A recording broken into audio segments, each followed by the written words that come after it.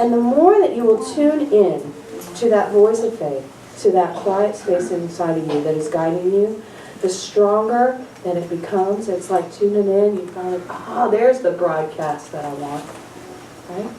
And you'll start going, fear arises, and you go, no, I'm not listening to that, right? You can just change it. Go to faith and say, you know what, fear's coming up. And fear, here's what I've learned about fear. If fear's coming up, you should celebrate because you're getting really close to something. Because why are you afraid? Why are you afraid? This book has been a spiritual awakening for me because I've had to really sit down with my past and put it out through a new voice. And that's challenging. And I know that a lot of us get afraid when we start having to look at what it is that we're carrying. But that's a courageous place to be. And you got to celebrate that if you're even willing to start looking at it and saying, who am I? And what am I here for? What am I supposed to be doing? Right? What you're meant to do is anywhere you are is to make it a little bit better.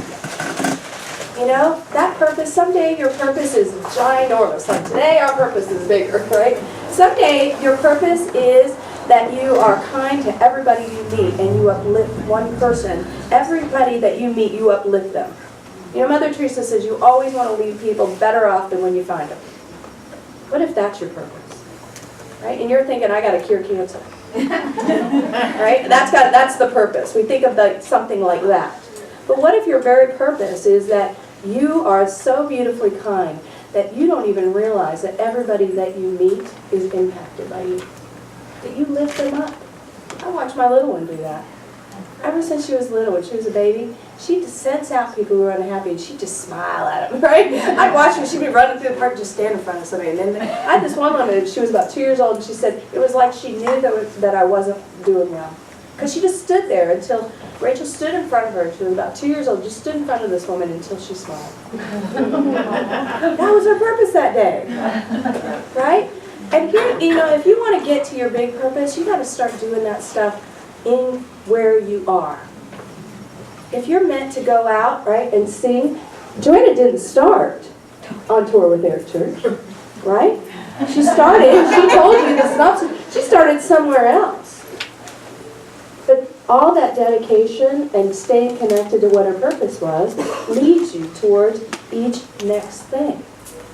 Do you still have your mustard seed? Did you lose it?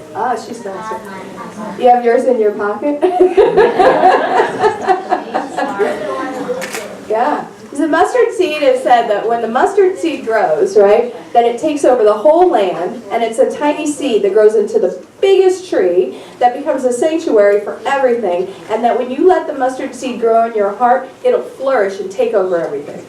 Your faith will become so strong that you're just like, okay, there's really nothing that is insurmountable. Every day I find a way to keep my faith. Ooh.